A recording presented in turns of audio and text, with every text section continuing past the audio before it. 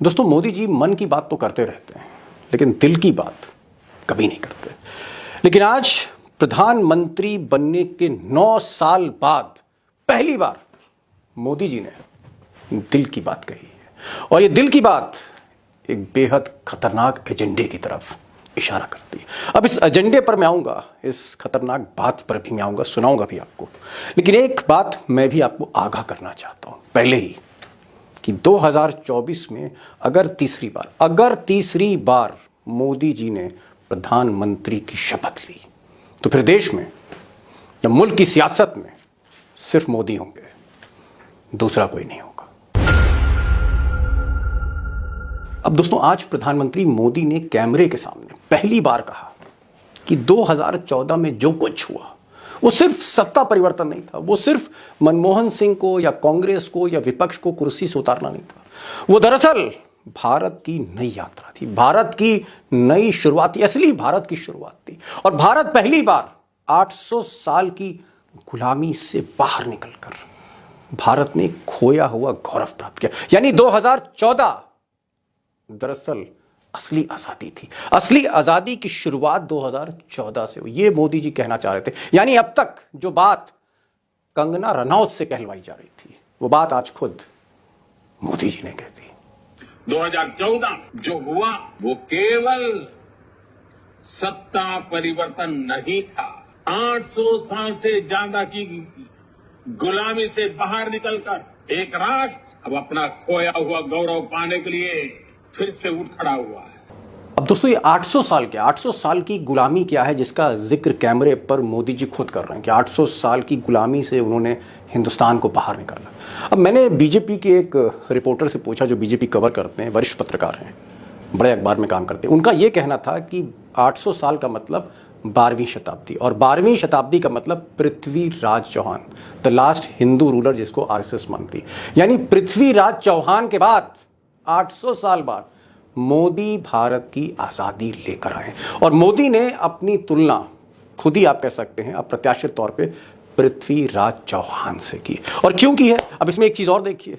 उस पत्रकार का यह भी कहना था कि पृथ्वीराज चौहान जो 1166 में पैदा हुए थे, उनका जन्म भी गुजरात में हुआ था, और मोदी का जन्म भी गुजरात में हुआ। यानी कहीं ना कहीं मोदी जी अपने भीतर पृथ्वीराज चौहान को देख रहे हैं, और ये नया कार्ड उन्होंने 2024 में चला है।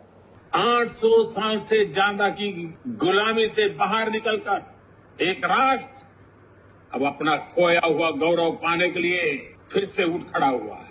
अब दोस्तों, मोदी क्यों 800 साल का जिक्र कर रहे हैं, पहले इसको समझ लेते हैं, फिर आगे बढ़ेंगे कि ये मोदी की हताशा है, निराशा है, क्या हिंदुस्तान हाथ से निकलता हुआ दिख रहा है, क्या बीजेपी की जो इंटरनल रिपोर्ट्स आ रही हैं वो ज़मीन हिला देने वाली हैं अमित शाह और मोदी की, क्या मोदी वाकई डेस्परेट हो गए हैं, और तब उन्हें 9 साल बाद पृथ्वीराज चौहान याद आया है, और पृथ्वीराज चौहान की याद दिला रहे हैं, और उसका एक नए अवतार के रूप में खुद को पेश कर रहे हैं। मैं इस पर आता हूं, लेकिन मैं पहले 800 साल देखना चाहूंगा कि 800 साल का जिक्र क्या, ऐसा क्या हो गया 800 साल में जिसको सिरे से मोदी जी ने आज खारिज कर दिया। अब 800 साल अगर आप देखेंगे तो हम 12वीं शताब्दी पर जाएंगे, जहां पृथ्वीराज चौहान थे, आखिरी बैटल हारे थे। उसके बाद मुस्लिम रूट सल्तनत का स्टार्ट हुआ था, उसके बाद मुगल आए, मुगल के बाद फिर ब्रिटिशर्स आए, ब्रिटिशर्स के बाद फिर स्वतंत्रता आंदोलन शुरू हुआ उसी वक्त, और फिर आज़ादी मिली 1947 में, और महात्मा गांधी, सुभाष चंद्र बोस, सरदार पटेल, अब्दुल कलाम, तमाम आप नाम लेते चले जाइए, नेहरू तक, इंदिरा गांधी तक, ये बीच में आते चले गए इन 800 साल में। हकीकत तो यह है कि इसी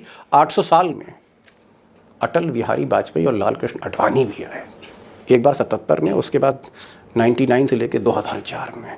और ये जितने भी नेता हैं, जितने भी लीडर हैं, कहीं ना कहीं ये हिंदुस्तान को आज़ादी नहीं दिला पाए। असली आज़ादी 2014 में आई। जी हाँ, 2014, पृथ्वीराज चौहान के बाद नरेंद्र दामोदर दास मोदी। अब दोस्तों, जो 800 साल की गुलामी से बाहर निकालने की बात कर रहे हैं, या भारत की जो खोई हुई गरिमा है या जो गौरव है, उसको वापस जो दिलाया मोदी ने 2014 में और अब तक, इसके पीछे 3 कारण हैं। एक पहला कारण यह है, जो जानकारों का कहना है, मेरी भी सहमति है, कि हिंदुत्व का एक नया अंडर करंट है। आप कह सकते हैं एक नए फॉर्म में वो हिंदुत्व के करंट को फिर से पैदा करना चाहते हैं, सक्रिय करना चाहते हैं। 24 से पहले साल भर बचा है। दूसरा, विपक्ष मुक्त भारत करना चाहते हैं कि अगर गुलामी की तरफ अगर हिंदुस्तान बढ़ा तो उसके पीछे विपक्ष जिम्मेदार है, बीजेपी मोदी नहीं है। और ये जो विपक्ष मुक्त भारत है उसके लिए उन्होंने एक भ्रष्टाचार की लड़ाई का ऐलान कर दिया है और आने वाले समय में कई बड़े नेता जेल जाएंगे, उस पर फिर कभी प्रोग्राम करेंगे। और तीसरी बड़ी बात कि ये जो गुलामी से बाहर निकालने की बात है, तो जाहिर तौर पर बहुत कुछ बदलेगा, नया पाठ होगा, नया राज होगा। और आप देख रहे हैं कि जिस तरह से किताबों के, स्कूली किताबों के जो सिलेबस बदले जा रहे हैं, वो एक शुरुआत है जो 2024 से पहले शुरू हुई। आप रन अप टू फाइनल कह सकते हैं, उसके बाद मेजर चेंजेस होंगे। तो ये एक एजेंडा सेट करना चाहते हैं, लेकिन इस एजेंडा को सेट करने के पीछे एक बड़ी कहानी है, बड़ी निराशा है, या यूँ कहें एक बड़ी हताशा है इसके पीछे। और शायद इसीलिए मोदी जी विक्टिम कार्ड भी खेल रहे हैं, पृथ्वीराज चौहान के साथ साथ विक्टिम कार्ड भी, दो धारी तलवार। एक ही उपाय दिख रहा है और वो खुल करके कहने लगे हैं, मोदी तेरी कब्र खुदेगी।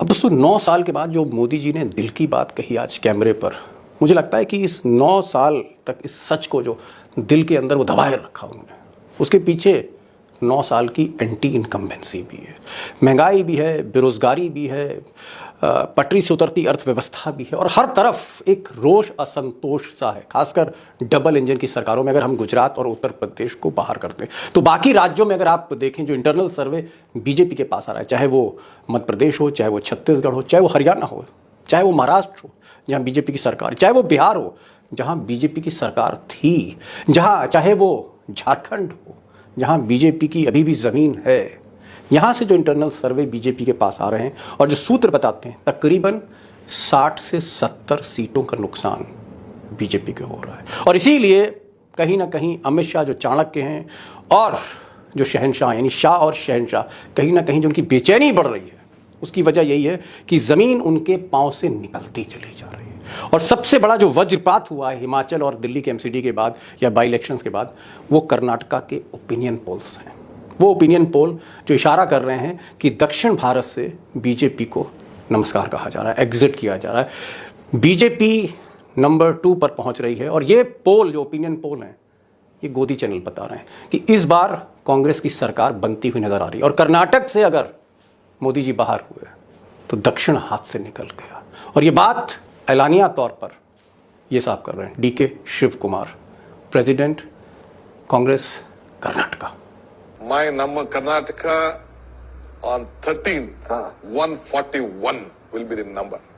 अब डीके शिव कुमार कह रहे हैं कि 141 सीट्स आ रही हैं। और अगर हम गोदी मीडिया के ओपिनियन पोल देखें तो भी कांग्रेस की सरकार वहां बनती हुई दिख रही है। बीजेपी के जो इंटरनल ओपिनियन पोल्स हैं जो ज़्यादा एक्यूरेट होते हैं कर्नाटक में, वो भी हार की तरफ इशारा कर रहे हैं। और शायद इसीलिए मोदी और अमित शाह जिन्होंने बड़ा जोर लगाया था कर्नाटक में, और पिछले कुछ दिनों से न मोदी न शाह कर्नाटक में दिख रहे हैं, उसका सबसे बड़ा कारण ये है कि जो फीडबैक है कर्नाटक से, वहाँ बीजेपी करप्शन की दलदल में फंसी हुई है और जहां पर विकास मॉडल पूरी तरह चरमरा गया है। कुल मिलाकर कर्नाटक बीजेपी के हाथ से निकल रहा है। और इसीलिए डीके शिव कुमार कह रहे हैं कि सरकार कांग्रेस की बनने जा रही है। अब कर्नाटक अगर हाथ से निकला तो फिर मोदी जी का क्या होगा, पृथ्वीराज चौहान पार्ट 2 का क्या होगा।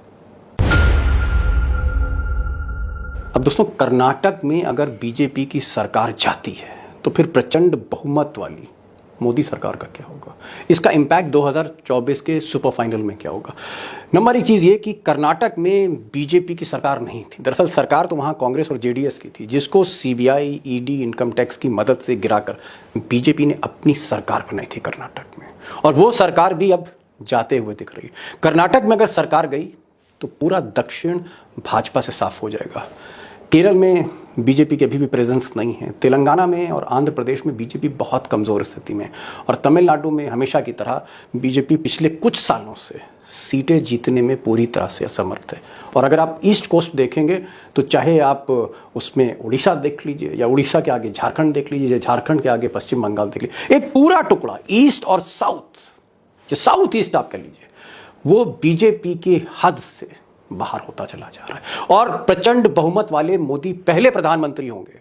मैं नेहरू जी की बात नहीं कर रहा, लेकिन इंदिरा गांधी ऑनवर्ड्स, राजीव गांधी, उसके बाद इवन अटल बिहारी वाजपेयी या फिर नरसिम्हा राव या फिर मोदी जी, जिनके पास बहुमत था, जो थोड़े बहुत मजबूत थे, जिन्होंने अपना टर्म पूरा करने की कोशिश की थी, कोई भी ऐसा प्रधानमंत्री नहीं है जो दक्षिण से पूरी तरह साफ। अटल बिहारी वाजपेयी के समय में भी, चाहे वो तमिलनाडु हो, चाहे वो आंध्र प्रदेश हो, नायडू बाबू के तौर पे उनके पास एक साझेदार था। लेकिन पहले प्रधानमंत्री होंगे बहुमत वाले जिनका साउथ से या साउथ ईस्ट से पूरा डिस्कनेक्ट होगा, और ये जाहिर तौर पर बीजेपी की जीत पर 2024 पे पानी फेर देता है। अब दोस्तों, अगर कर्नाटक बीजेपी के हाथ से निकल जाता है 13 मई को, तो अगर आप नक्शा देखें, पॉलिटिकल मैप देखें और मोदी सरकार का पॉलिटिकल मैप देखें, जिसमें मैं महाराष्ट्र इसलिए नहीं गिन रहा हूं क्योंकि महाराष्ट्र में सरकार को गिराकर जबरदस्ती मोदी जी ने अपनी सरकार वहां पर स्थापित करने की कोशिश की, और यही काम उन्होंने मध्य प्रदेश में किया। मध्य प्रदेश भी बीजेपी हार गई थी, जहां पर जोड़ तोड़ कर इनकम टैक्स और 10 तरह से प्रलोभन देकर सरकार बनाई थी। तो मध्य प्रदेश को मैं बीजेपी का काउंट नहीं करूंगा और महाराष्ट्र का काउंट नहीं करूंगा। कर्नाटक अगर हाथ से निकलता है तो आप देखिए इस मैप में आपको उत्तर प्रदेश आज की तारीख में और गुजरात, ये 2 स्टेट हैं जहां मोदी मजबूत से खड़े हैं। या फिर आप नॉर्थ ईस्ट देख सकते हैं, जहां आसाम में और कुछ छोटे छोटे राज्यों में मिलीजुली भाजपा की सरकार है। और ये नक्शा अगर आप देखेंगे, जो ताज़ा पॉलिटिकल मैप है, जहां मैंने महाराष्ट्र और मध्य प्रदेश को नहीं गिना क्योंकि सरकारें गिराई गई वहाँ पर, तो आपको यकीन हो जाएगा कि मोदी जी का जो मैप है, उनका जो मानचित्र है, उससे मटता चला जा रहा है। और शायद इसीलिए वो 800 साल की गुलामी की बात कर रहे हैं, हताशा में अंतिम कार्ड खेल रहे हैं।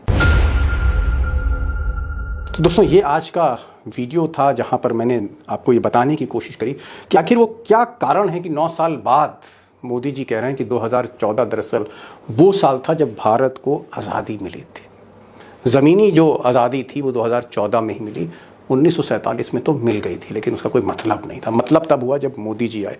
और जो बात कंगना रनौत से कहलवाई जा रही थी, सहमे सहमे डरते डरते किसी तरह मोदी जी ने आज कही डाली दिल की बात।